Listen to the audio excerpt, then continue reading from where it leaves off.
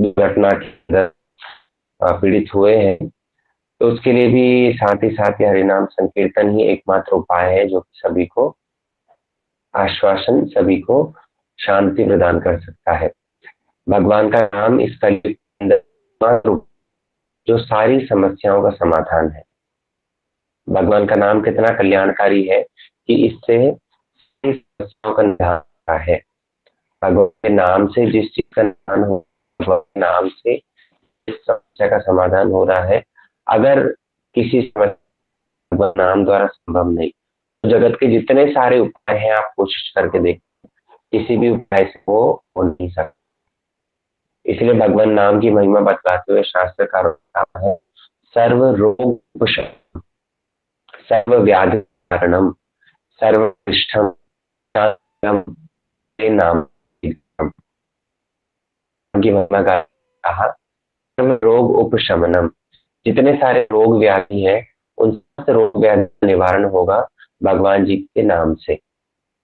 सर्व सर्वारिष्टम, जितने सारे अरिष्ट अर्थात जितने भी हमारे शत्रु हैं उन समस्त शत्रुओं का भी यदि नाश होगा तो भगवान नाम के आधार पर। शांतिदम में यदि शांति प्रदान करने वाला भगवान का नाम है। और सर्व क्लेश उपशमनम, जितने सारे हमारे क्लेश हैं उन समस्त क्लेशों को दूर करने वाला भी ये भगवान का नाम है। क्या आवाज नहीं आ रही है? तो भगवान के नाम से देखो हमें हर समस्या का निवारण, हर समस्या का समाधान होगा ही। इसलिए बुद्धिमान व्यक्ति क्या करेगा, हर समय इस भगवान नाम का आश्रय लेकर के ही जगत के सारे कार्य करेगा। जो ना काम भगवान नाम के बल पर संभव है, वो ना काम अन्य किसी कार्य साधन के द्वारा परिपूर्ण हो नहीं सकता। इसीलिए प्रत्येक दिन ही हम इस सवेरे के सत्र में भगवान नाम करते हैं, अपने कल्याण के लिए और अन्यों के कल्याण के लिए भी, है ना। महाप्रभु ने यही शिक्षा समस्त भारतवासियों को दी है। भारत भूमि के मनुष्य जन्म हो ले जाए, जन्म सार्थक करी कर परोपकार। तो हमारी प्रचेष्टा होनी चाहिए कि हम सबसे पहले तो अपना जीवन सार्थक करें। कैसे? भगवत भजन के द्वारा। और भगवत भजन करते करते करते करते जब हम स्वयं इसमें निष्णात हो जाएं, तब करी परोपकार, परोपकार करने के लिए निकलेंगे। कैसे परोपकार करेंगे? अन्न छत्र खुलवा करके, गर्मी है गर्मी में प्याऊ लगवा करके, लोगों को पानी पिला करके, या सर्दी में कंबल बांट करके, गर्मी गरीबों को कपड़े दान करके, कुछ भोजन की आवश्यकता मेडिसिन इत्यादि दे करके। हाँ, ये परोपकार शारीरिक स्तर तक ठीक है, लेकिन महाप्रभु जिस परोपकार की बात कर रहे हैं वो परोपकार आत्मा को लक्ष्य करता है। इसलिए प्रभु ने कहा है, जन्म सार्थक करी, जीवन मानव जीवन को सार्थक करने के लिए जो सर्वोत्कृष्ट परोपकार है वो सर्वोत्कृष्ट परोपकार है भगवत भजन में नियुक्त कर देना। किसी व्यक्ति को यदि भगवत भजन में लगा दिया जाए तो उससे बड़ी दया और कुछ नहीं हो सकती, उससे बड़ी कृपा उसके पर नहीं हो सकती, क्योंकि जन्म मरण के चक्कर से ही उसको छुटकारा प्राप्त करवा देना ये केवल मात्र भगवत भजन से ही संभव है। और भगवत भजन में भी सर्वोत्कृष्ट साधन भगवान का नाम, इसलिए ये भगवान नाम द्वारा ही सारी समस्याओं का निदान है। हम हमारी ये नित्यम भागवत सेवया के अंतर्गत भक्त चरित्र श्रवण कर रहे थे, श्री रघुनाथ दास गोस्वामी का चरित्र। श्री रघुनाथ दास गोस्वामी, उनका जीवन चरित्र किस प्रकार सभी के लिए आदर्श है। हमने सुना था, एक चाहे कनिष्ठ से कनिष्ठ साधक हो जो कि अभी भगवत भजन में आरंभ हुआ ही है उसके लिए, और वहां से लेकर के किस प्रकार त्यागी होकर के रघुनाथ दास गोस्वामी ने त्यागियों के लिए शिक्षा दी, महाप्रभु का संग प्राप्त करके महाप्रभु से स्वयं उपदेश प्राप्त किए, और महाप्रभु के चले जाने के बाद में भी रूप सनातन का संग प्राप्त करके कैसे एक उन्नत कोटि के साधक को और कैसे भावावस्था में प्राप्त साधक को उत्कंठा रहनी चाहिए, वैसा आदर्श रघुनाथ दास गोस्वामी ने अपने जीवन चरित्र में दिखाया है। इसलिए हम लोग श्रवण कर रहे थे इनके जन्म के प्रसंग पर, इनके बाल्यकाल की अवस्था पर, कि कैसे इनके घर में इंद्र के समान ऐश्वर्य था। इनके पिताजी गोवर्धन मजूमदार और इनके चाचा जी ताऊ जी, ये दोनों हिरण्य मजूमदार, ये दोनों के दोनों ही बड़े धनाढ्य परिवार से थे और इनके सालाना आय ही थी कम 8 लाख स्वर्ण मुद्राएं।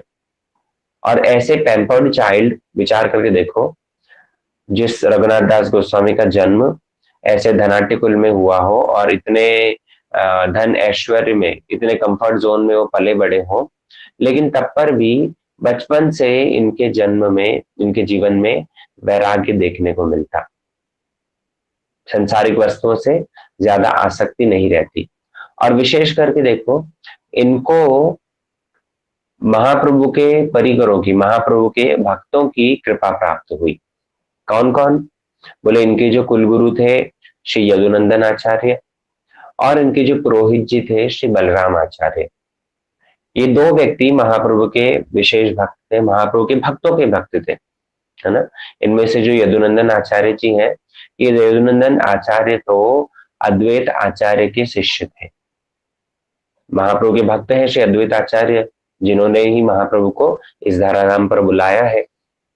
अद्वैत आचार्य की पुकार सुन करके ही महाप्रभु अपना वैकुंठ धाम, अपना निज धाम छोड़ करके और ये धराधाम पर आ गए।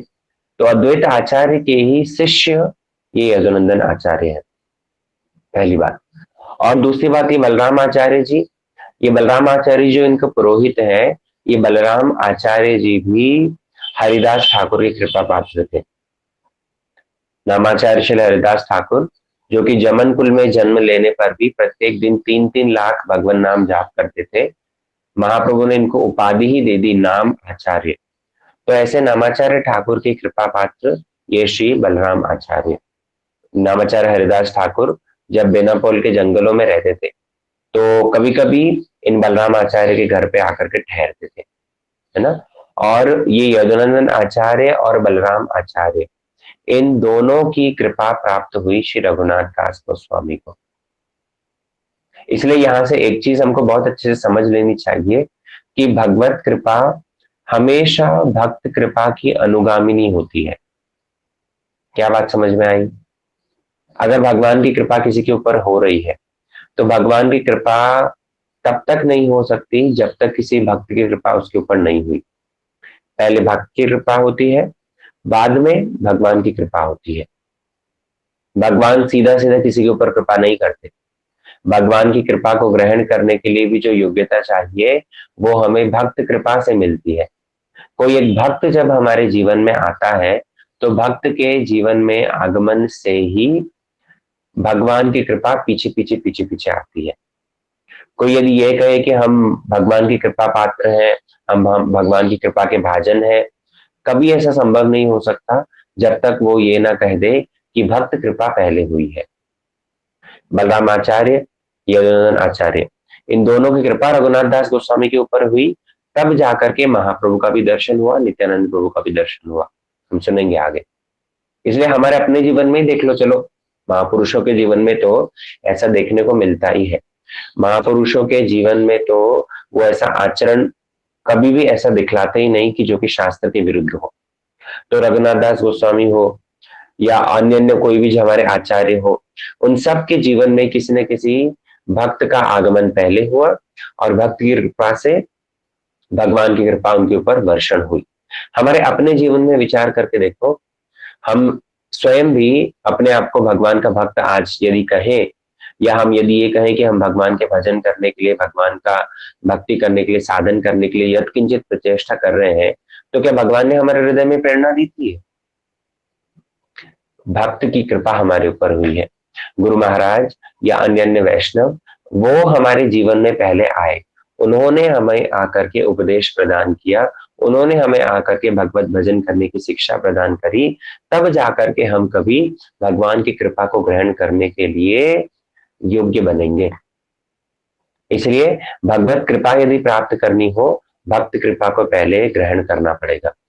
और भक्त कृपा, गुरु कृपा मतलब ये नहीं कि केवल मात्र गुरुदेव की मीठी मीठी बातें, उनके उपदेश, उनका शासन भी। कभी समय हो तो ऐसे में गुरुदेव का शासन भी हमें प्राप्त हो, कृपा यदि उनकी प्राप्त हो, हमारे पूज्य बात भक्तिवेदांत सिद्धांति महाराज जी कहते हैं, महाप्रसाद प्राप्त हो। महाप्रसाद कैसा? बोले गुरुदेव कभी फटके भी लगा दे तो ये भी उनकी कृपा ही समझना।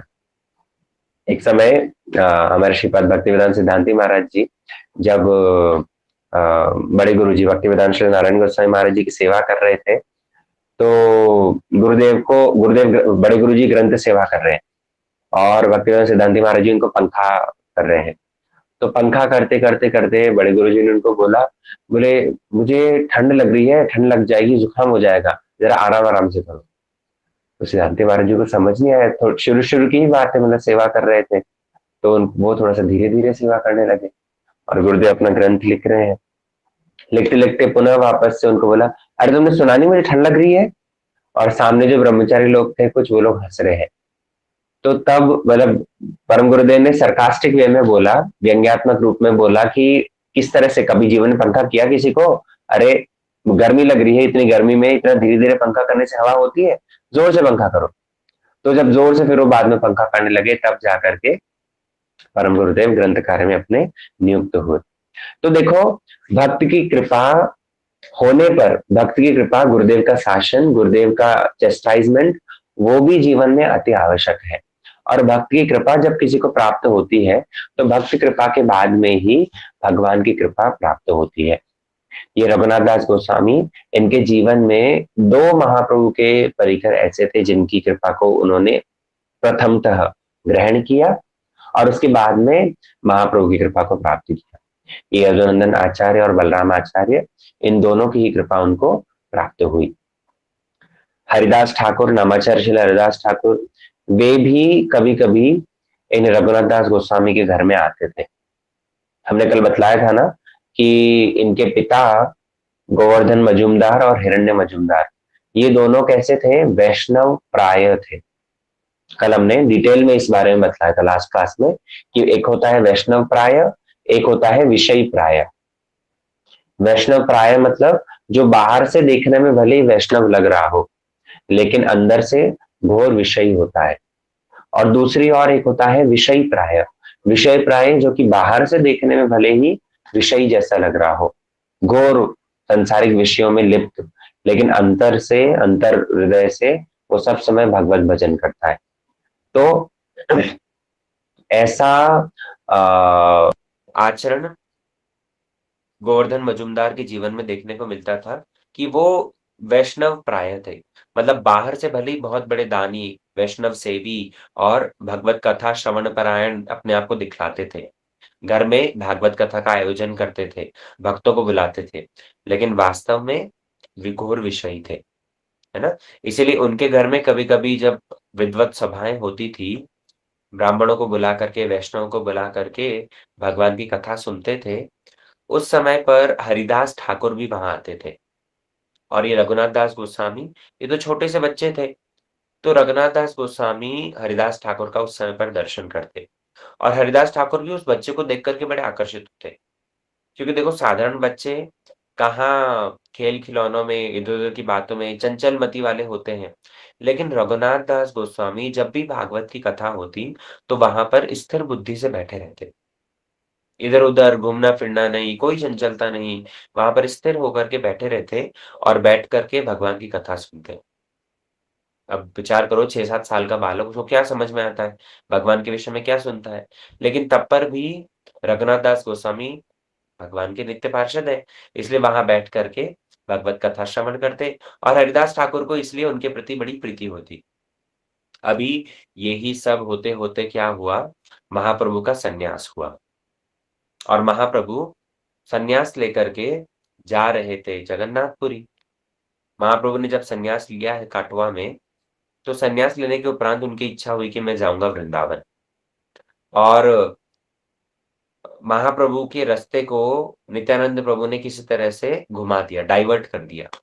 कैसे डाइवर्ट कर दिया? महाप्रभु तो जाना चाह रहे थे, लेकिन उन्होंने क्या किया, कुछ गोप बालकों को, कृष्ण प्रेम में उन्मत्त होकर के महाप्रभु जब जा रहे थे, तो कुछ गोप बालकों को कह दिया कि अगर कोई सन्यासी यहाँ से आए और पूछे यमुना किधर है, वृंदावन कितना दूर है, तो बोल देना पास ही में ही है। तो महाप्रभु का रास्ता डाइवर्ट करके महाप्रभु को नित्यानंद प्रभु ले आए शांतिपुर, है ना? यहाँ पे गंगा प्रवाहित हो रही है, तो गंगा जी जहाँ बहती-बहती जा रही है, वो छोटे-छोटे बच्चों ने बोल दिया महाप्रभु को, क्या? कि अरे तुम यमुना ढूँढ रहे हो ना, वृंदावन जाना चाहते हो, कुछ दूर आगे ही तुमको यमुना मिल जाएगी। लेकिन थी क्या? गंगा। और वहाँ के जो उपवन, वहाँ के जो हरियाली का परिवेश देख कर के महाप्रभु को सच में लगा कि देखो यमुना प्रवाहित हो रही है और मैं वृंदावन में आ गया। तो महाप्रभु ने तुरंत छलांग लगा ली और जैसे ही छलांग लगाई है, यमुना को पार करके जा रहे थे, तब सामने देखा अद्वैत आचार्य है। जैसे ही सामने अद्वैत आचार्य को देखा, तो समझ गए महाप्रभु कि ये यमुना नहीं है, ये वृंदावन नहीं है, ज़रूर कुछ न कुछ गड़बड़ है। तो सामने अद्वैताचार्य को देख कर के पूछा कि तुम वृंदावन में कैसे? बोले महाप्रभु आप तो शांतिपुर में आए हैं। नित्यानंद प्रभु समस्त भक्त लोग वहाँ पर आ गए और म नित्यानंद प्रभु कहने लगे कि प्रभु आप जहाँ पर हो वो स्थान ही तो वृंदावन है। अरे! वृंदावन कहीं दूर थोड़ी है। भगवान जिस स्थान पर जय स्थाने वैष्णवगण, जय स्थाने गौरचंद्र, जय स्थाने कृष्णचंद्र, सही स्थान वृंदावन। इसलिए प्रभु आप जहाँ पर हो वो स्थान तो वृंदावन है। ये गंगा नहीं ये यमुना ही है और आप यहाँ पर हो इसलिए स्थान भी वृंदावन ही है। देखो वृंदावन भूमि खंड में जाकर के अगर हम वास करें और वो वृंदावन धाम में जाकर के भी यदि हमारा विषयों का चिंतन है, तो हम वृंदावन में नहीं रह रहे। दूसरी ओर हम जिस किसी स्थान पर क्यों ना रहें, लेकिन तब पर भी यदि हम भगवत भक्तों का संग कर रहे हैं, भगवत भजन में मत्त हैं, भगवत सेवा को कर रहे हैं, तो हम वृंदावन में हैं। कई लोग ब्रजधाम में सीधा-सीधा रूप में पहुँच नहीं पाते, घर की रिस्ट्रिक्शंस होती है या परिवार का दायित्व रहता है या अन्य-अन्य बहुत कुछ कार्य रहते हैं। घरवाले या तो इतना अलाउ नहीं करते, सबके व्यस्तता है, जॉब के व्यस्तता है या जो कुछ भी कारण क्यों ना हो। अगर सीधा-सीधा रूप में वृंदावन नहीं पहुँच पाओ, तो परोक्ष रूप में वृंदावन का संग प्राप्त कर लेना चाहिए। कैसे? वृंदावन धाम के जो वासी हैं, वृंदावन के समस्त भक्त लोग हैं, हमारे जितने सारे गुरुवर्ग हैं, वैष्णव लोग हैं, उनका संग जहाँ भी मिले, वो प्राप्त करने की कोशिश करो। वो ही वृंदावन धाम है। दूसरी बात शास्त्र अनुशीलन, हमारे जितने सारे गौड़ीय ग्रंथ हैं, वो सारे के सारे वृंदावन धाम के भावों से ही परिप्लुत है। इसलिए उनका अध्ययन करने में लगना चाहिए। ब्रजधाम में होता क्या है? बोले भगवान की सेवा होती है। इसलिए हमारे घर में भी जो ठाकुर जी हैं, वो ठाकुर जी की सेवा में हमें सब समय निमग्न रहना चाहिए। तो हम घर बैठे-बैठे भी वृंदावन में ही हैं। और कोई व्यक्ति यदि ब्रजधाम में रहता है और ब्रजधाम में रहते-रहते भी यदि उसे संसार के चिंतन है, भगवत भजन का चिंतन नहीं, भगवन नाम का चिंतन नहीं, साधु सेवा का चिंतन नहीं, तो ऐसे में वो व्यक्ति संसार में ही है। हमारे श्रील भक्तिवेदांत नारायण गोस्वामी महाराज जी जब प्रचार कार्य के लिए विदेश चले जाते थे, तो जब वो विदेश पहुँचते थे, तो जितने सारे वृंदावन के वासी थे, जितने सारे हमारे मठवासी ब्रह्मचारी और अन्य-अन्य वैष्णव थे, वे भी उनके साथ में विदेश चले जाते थे। अब सोचो साक्षात वृंदावन में रहने वाले हमारे श्री धीर कृष्ण प्रभु जी और विचित्र दीदी ये सब लोग वृंदावन छोड़ देते थे। वृंदावन में रह रहे हैं हर समय, लेकिन जब बड़े गुरुजी चले गए हैं विदेश में, तो ये भी टिकट करके उनके साथ-साथ में पहुँच गए विदेश में। क्यों? क्योंकि वो अपने हृदय में ही वृंदावन लेकर के सर्वत्र भ्रमण करते हैं और जिस स्थान पर पहुँचते हैं, वहाँ पर भी वृंदावन की स्थापना कर देते हैं। इसलिए उनके संग से ही वृंदावन धाम की अनुभूति होती है। साक्षात वृंदावन में रह कर के जैसे अनुभूति नहीं होती, ऐसे महाभागवत, ऐसे महापुरुष के संग से, ऐसे वैष्णवों के संग से वृंदावन की अनुभूति हो जाती है। इसलिए वो लोग क्या करते थे, वृंदावन छोड़ कर के भी विदेश जाकर के असल वृंदावन का संग प्राप्त करते, है ना? इसीलिए महाप्रभु से नित्यानंद प्रभु आचार्य अद्वैत कहने लगे कि महाप्रभु आप जिस स्थान पर हो वो ही वृंदावन है। तो महाप्रभु जो भी हो, शांतिपुर में जिस समय पर रहे, तो ये रघुनाथ दास गोस्वामी उनका दर्शन करने के लिए गए। बालक ही थे, तो रघुनाथ दास गोस्वामी ने उनका दर्शन किया, लेकिन महाप्रभु ने भी उनको कृपा वर्षण करी। दर्शन किया, कुछ उपदेश प्रदान नहीं की और श्री सीता ठाकुरानी, अद्वैत आचार्य की जो पत्नी है और शची माता, ये दोनों के दोनों ने महाप्रभु के लिए बहुत सारे अन्न व्यंजन बनाए। बहुत 56 भोग 36 व्यंजन बना करके महाप्रभु को वहाँ पर प्रसाद पवाया और महाप्रभु का जो उच्चिष्ट प्रसाद था, वो उच्चिष्ट प्रसाद रघुनाथ दास गोस्वामी को प्राप्त हुआ। अद्वैत आचार्य ने क्या किया, जानते थे ये गोवर्धन मजुमदार का पुत्र है और अद्वैताचार्य ने वो ही महाप्रभु का उच्चिष्ट प्रसाद ही रघुनाथ दास गोस्वामी को दिया। महाप्रभु ने एक एक रूप में उनके ऊपर कृपा वर्षण कर दी, है ना? क्योंकि देखो महाप्रभु स्वयं भगवान और भगवान का उच्चिष्ट प्राप्त हो जाए तो इससे बड़ी कृपा और क्या हो सकती है ना? भगवत भक्ति प्राप्त करनी हो यदि महाप्रभु यद्यपि स्वयं भगवान हैं, लेकिन अभी जो आचरण करके दिखा रहे हैं, किसका आचरण कर रहे हैं? भक्त का आचरण कर रहे हैं। महाप्रभु भक्त आवेश में है, संन्यास लिया है। सन्यासी मतलब क्या? भगवत भक्ति की सर्वोत्कृष्ट सीमा, है ना? और महाप्रभु तो उससे पहले ही संन्यास ग्रहण करने से पूर्व ही हर समय कृष्ण नाम संकीर्तन करते-करते भावावस्था में रहते थे। तो संन्यास ग्रहण करने के बाद तो मानो काय, मन, वाक्य से संपूर्ण रूप में कृष्ण चरणों में कृष्ण सेवा के लिए समर्पित हो गए। इसीलिए महाप्रभु तो महाभागवत का आदर्श प्रस्तुत करते-करते, भक्त का, सन्यासी का, साधु का आचरण प्रस्तुत करते-करते शांतिपुर पहुँचे हैं और अपना उच्चिष्ट प्रदान कर रहे हैं रघुनाथ दास गोस्वामी को। मानो ये शिक्षा दे रहे हैं कि देखो, भक्त पद धूलि आर भक्त पद जल, भक्त भुक्त शेष तीन सहा महाबल। अगर भगवत भक्ति यदि किसी को प्राप्त करनी हो बहुत जल्दी-जल्दी, तो उसके लिए 3 साधन बतलाए हैं। कौन-कौन से? बोले भक्त पद धूलि, भक्तों की चरण रज यदि प्राप्त हो जाए। दूसरी बात भक्त पद जल, भक्तों का चरणामृत यदि प्राप्त हो जाए। तीसरी बात भक्त भुक्त शेष, भक्तों का उच्चिष्ट यदि प्राप्त हो जाए या भक्तों के मुख से हरि कथा श्रवण करने को यदि मिल जाए। तो ये 3 चीज़ें भगवत भक्ति में एक्सेलरेटर के माध्यम से काम करती है। बहुत जल्दी-जल्दी हमें भगवत भक्ति में करवाती है ना? और महाप्रभु ने रघुनाथ दास गोस्वामी को कृपा प्रदान करने के लिए ही क्या किया? अपना ये उच्चिष्ट दे दिया। अद्वैताचार्य के माध्यम से रघुनाथ दास गोस्वामी को अपना उच्चिष्ट प्रदान किया। प्रथम मीटिंग यही हुई है महाप्रभु और रघुनाथ दास गोस्वामी की। बालक थे, महाप्रभु का दर्शन किया, लेकिन दर्शन करने के साथ ही महाप्रभु का संग प्राप्त करने की इच्छा उनके मन में हो गई। महाप्रभु तो तब संन्यास लेकर के जगन्नाथपुरी चले गए और इधर से रघुनाथ दास गोस्वामी वापस घर में लौट आए। वापस घर में लौट तो आए, लेकिन महाप्रभु का वही स्मरण हो रहा है बार-बार। महाप्रभु का जो सुंदर सन्यासी वेश था, मस्तक मुंडन करवा करके सुंदर ललाट के ऊपर वैष्णव तिलक, ऊर्ध्वपुंड्र तिलक सुशोभित था। भगवान का श्रीअंग इतना सुंदर तप्त कांचन अंग कांति, राधा जी का भाव और अंग कांति लेकर के आए हैं। इसलिए ऐसी सुंदर अंग कांति, सुंदर वक्षस्थल, पतली-सी कमर और सन्यासी वेश, कृष्ण नाम संकीर्तन में उन्मत्त महाप्रभु का वो सुंदर स्वरूप रघुनाथ दास गोस्वामी चिंतन कर रहे हैं। और हर समय महाप्रभु का संग प्राप्त करने की उत्कंठा है। घर में आकर के जो राज ऐश्वर्य था, जो धन-धान्य और धन संपत्ति था, उसके लिए अब तो और भी ज़्यादा विरक्ति हो गई और महाप्रभु का संग प्राप्त करने की उनके मन में उत्कंठा जागृत हो गई। अब रघुनाथ दास गोस्वामी घर त्याग करने के लिए प्रचेष्टा करेंगे।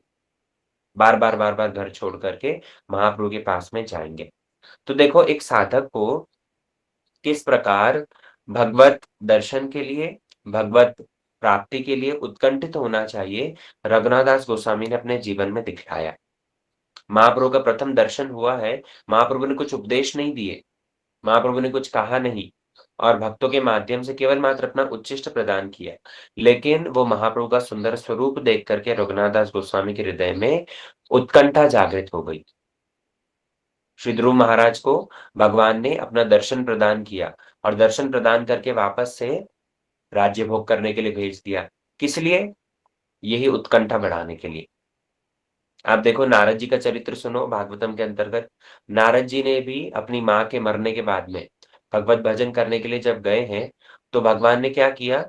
एक झलक दर्शन दिखला दिया, है ना? एक झलक दर्शन देकर के भगवान फिर वापस से अंतर्ध्यान हो गए। क्यों किया? उत्कंठा बढ़ाने के लिए। तो भक्तों के जीवन में ये देखने को मिलता है कि हर समय वो उत्कंठित रहते हैं, एक्साइटेड रहते हैं।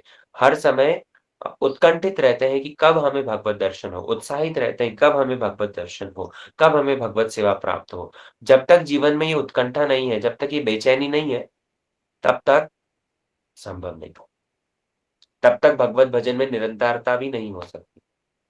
भक्त लोग प्रश्न करते हैं कि प्रभु हमें भगवत भजन हो नहीं पाता है, प्रभु जी माला हो नहीं पाती है, हाँ, भगवान की सेवा भी जैसे होनी चाहिए, हो नहीं पाती है। उसका कारण क्या है? हमें उत्कंठा ही नहीं है, हमें भगवत भजन की इच्छा ही नहीं है। हाँ, कृष्ण प्राप्ति होगी तो हो जाएगी, नहीं होगी तो ठीक है, चल तो रहा ही है। जीवन तो चल ही रहा है, होनी होगी भगवत प्राप्ति, होगा भगवत भजन तो हो जाएगा। अगर इस तरह का आचरण रख कर के चलेंगे, तो कभी भी नहीं होगा। एक भगवत भक्त हमेशा उत्कंठित रहता है, उत्साहित रहता है। रूप गोस्वामी पाद ने इसीलिए कहा, उत्साह निश्चयात् धैर्यात्। हमेशा उत्कंठा रहनी चाहिए। भक्तों के जीवन में ये उत्कंठा देखने को मिलती है और भगवान स्वयं इस उत्कंठा को बढ़ाते हैं। भगवान स्वयं बार-बार इस उत्कंठा को बढ़ाते हैं। आप यदि पढ़ेंगे माधुर्य कादंबिनी, विश्वनाथ चक्रवर्ती ठाकुर ने बतलाया है कि किस प्रकार भगवान एक भावावस्था के भक्त तक को भी उत्कंठित करने के लिए अपने रूप, अपने वंशी की ध्वनि, अपना अधरामृत, अपना स्पर्श, ये तरह-तरह के उसको प्रलोभन देकर के उसको उत्कंठा को बढ़ाते हैं। है ना? यही नारद जी के चरित्र में वर्णन आता है। कभी-कभी एक भावावस्था का भक्त भगवान की ही वेणु ध्वनि सुनता है और सुन कर के ऐसा मंत्रमुग्ध हो जाता है कि इतना सुंदर शब्द कहाँ से आ रहा है?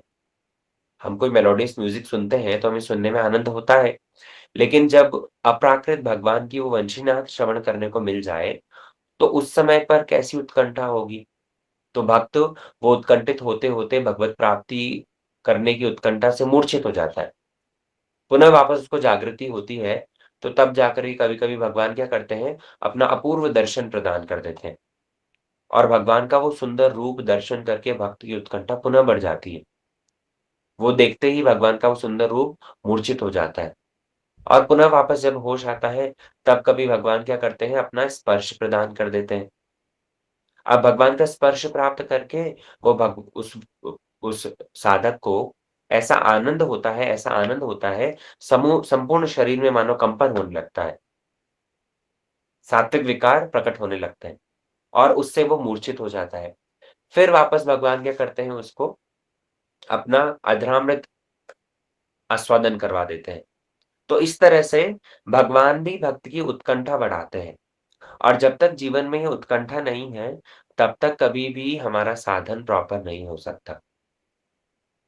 हम लोग आप देखना कैसे एक एक परम गुरु जी उदाहरण देते हैं, आप लोगों ने देखा होगा शॉर्ट वीडियोज़ के अंतर्गत कि एक पिता का कोई पुत्र खो गया और पुत्र खो गया, सुबह निकला था और शाम हो गई, शाम तक वापस नहीं आया। तो पिता को कैसी उत्कंठा हो जाती है, कैसे विचलित हो जाता है वो कि अरे! बेटा सुबह से निकला था और अभी तक शाम तक लौट कर के नहीं आया, क्या हो गया? तरह-तरह की चिंता होती है। अरे! अपने बच्चों का ही उदाहरण देख लो, जिनके घर में बच्चे हैं, बच्चे कहीं किसी काम से बाहर गए हैं, स्कूल गए थे, 3 बजे स्कूल की छुट्टी हो गई, 4 बज गए, साढ़े 4 बज गए, अब तक बच्चा वापस नहीं आया, साढ़े 5, 6 बज गए। अब तो माँ-पिता के मन में तरह-तरह के चिंता होने लगती है, कहाँ चला गया? ऐसा कोई कोई कोई अनहोनी तो नहीं हो गई? मन में कैसी उत्कंठा हो जाती है। उसको पाने के लिए बच्चे को ढूँढने के लिए क्या करते हैं, घर से निकल जाते हैं और घर से निकल कर के तरह-तरह के जत्न करते हैं पाने के लिए। तो एक साधारण बच्चे के लिए जिस प्रकार की उत्कंठा होती है माता-पिता को, भगवान के लिए तो वैसी उत्कंठा नहीं होती। कितने-कितने जन्मों से भगवान को भूल करके हम बैठे हैं। मेरे शब्द नहीं है, परम गुरु जी कह रहे हैं। कितने-कितने जन्मों से भगवान को भूल करके हम बैठे हैं और अब भी मन में ऐसी इच्छा नहीं होती कि भगवत प्राप्ति के लिए कुछ प्रचेष्टा करें। भगवान को भूल करके और कितने जन्मों से हमारा ऐसा ही कृष्ण बहिर्मुख संसार चल रहा है। पर मछली उस मछली को अगर जल से बाहर निकालो, तो कुछ समय में ही तड़प-तड़प करके मर जाती है।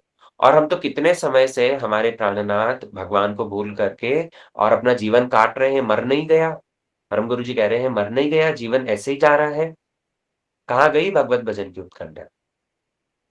तो रघुनाथ दास गोस्वामी को महाप्रभु ने अपना दर्शन प्रदान करके वो ही उत्कंठा दी और उस उत्कंठा के बरबस होकर के उन्होंने क्या किया, आगे गृह त्याग करने के लिए प्रशस्त हुए।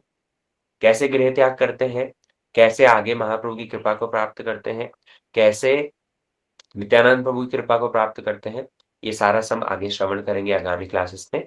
आप सभी लोग भी इसी तरह से प्रत्येक दिन चैंटिंग क्लास को जॉइन करके और भगवत कथा श्रवण करने में रत रहिए। ठीक है? और अपने साधन भजन को भी ऐसे ही सिंसियरली उत्कंठा के साथ में, उत्साह के साथ में बढ़ाते रहिए। ठीक है? वाञ्छाकल्पतरुभ्यश्च कृपा सिन्धुभ्येव च पतितानां पावनेभ्यो वैष्णवेभ्यो नमो नमः।